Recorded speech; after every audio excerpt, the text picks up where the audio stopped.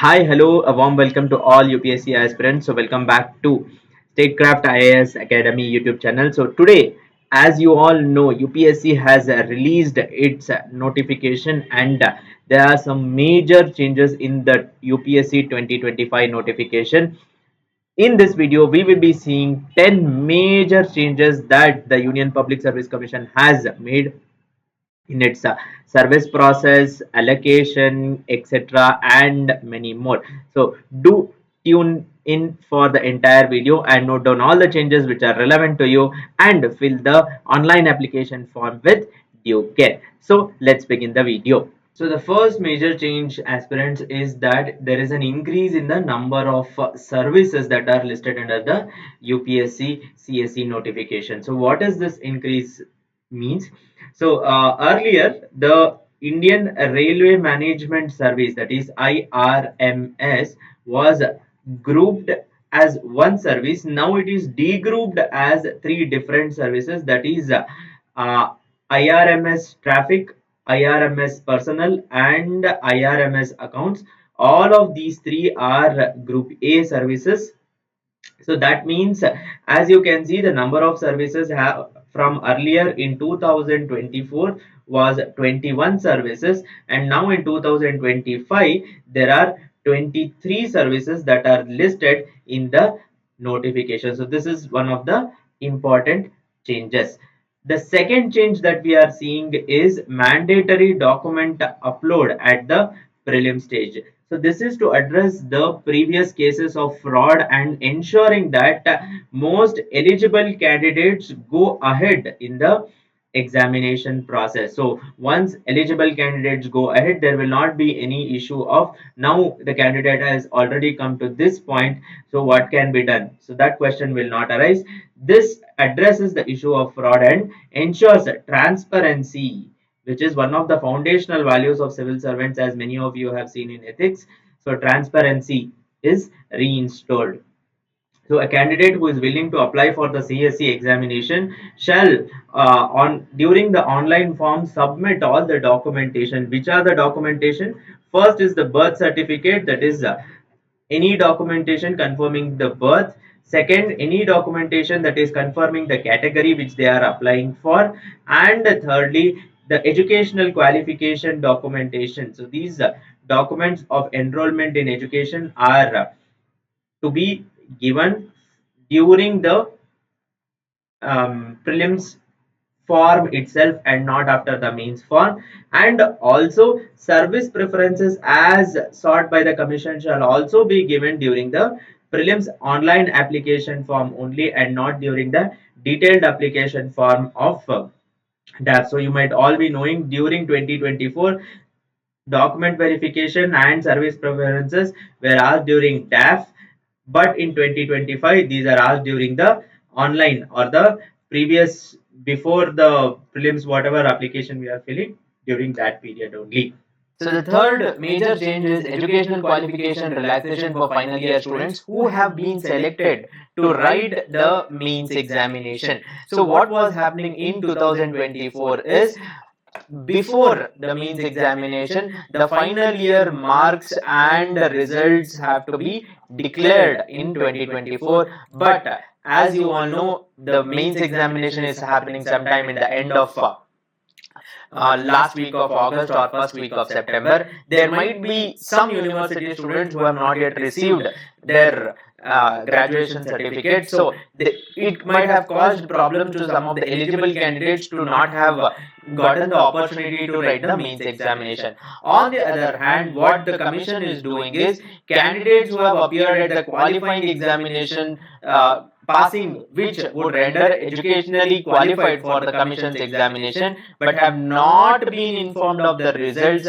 who intend to appear at a qualifying examination will also be eligible to write the written part. That is, in 2025, even if you are not being announced of the results of your final exam, you are eligible to write the mains examination. However, all such candidates who are declared qualified for the interview will have to produce the proof of requisite examination within the time period, that is before the after the announcement of mains result, one has to submit their proof. So this is the major update which would allow very serious final year students who are writing the examination to pass. Then early submission of service preferences. Yes, this is one other thing that you know, that the service preferences, which was a major activity during the DAF activity, DAF question filling, what we used to call it earlier, now has been shifted to prior to the prelims. That is, once we are filling the online application form, during the same period, one would be filling the preferences for all the 23 services that are listed in 2025 notification. The fifth major change is 15 days post the means window to update the educational qualifications. We just saw that even for final year candidates who haven't gotten their final graduation certificate can write the mains examination, but once the mains examination results are announced, shall provide a 15-day window from the date of declaration of the result. So there is a mains exam result, and once the result is over, we have 15 days, and before that the candidate has to submit the proof of educational qualification. So this is mandatory, and this is a new change in the 2025 notification.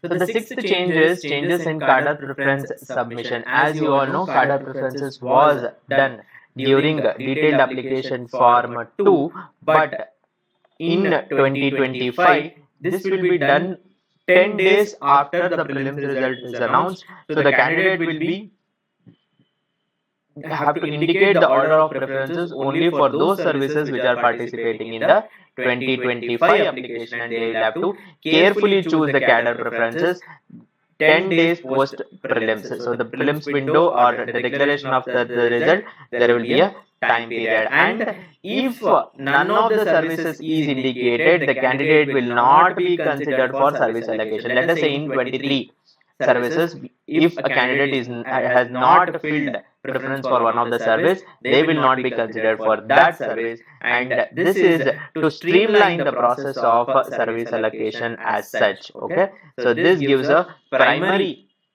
focus on streamlining, because you might know that both cadre and service allocation might have taken a longer time duration for earlier batches. Then coming to the next important changes, once a candidate fills a date of birth in the online application form, in no further stage of the process there will be a change of date of birth in whatever circumstances. So once a date of birth has been submitted, there will not entered in the records of the commission, and there will not be any changes subsequently on any grounds whatsoever. Then another important change is the general clause on service preferences. So for candidates who are in case of appointment to the IAS and IPS, a candidate who wishes to be considered for these two services shall require to indicate, as and when asked by the commission, in the manner prescribed by it, their cadre preferences. So this is a special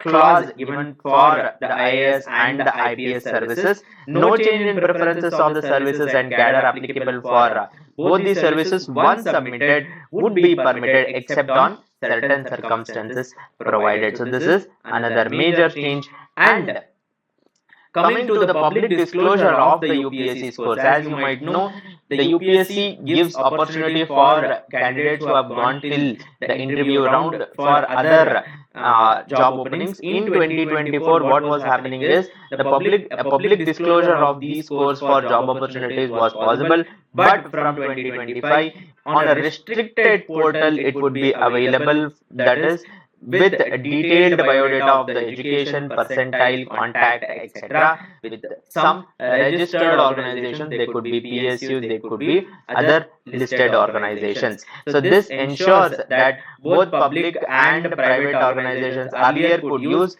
and now it is only some registered organizations.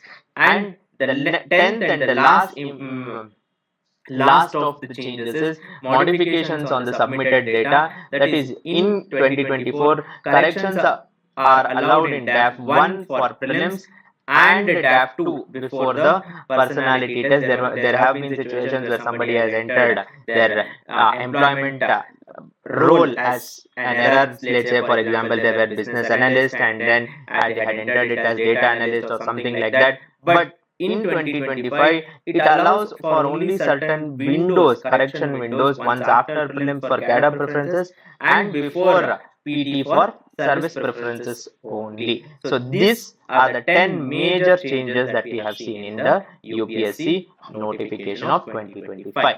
On 26th of January, we are having a session on detailed application form filling by IFS Win by IFS Vinod Jhakar sir, and he will guide all the candidates on any doubts that are there for any of the questions, what to be filled, etc. He himself is an esteemed officer who is currently serving. So you can attend this session. We will be sharing the link to this session on our Telegram channel. So do join our Telegram channels for further updates. Thank you all.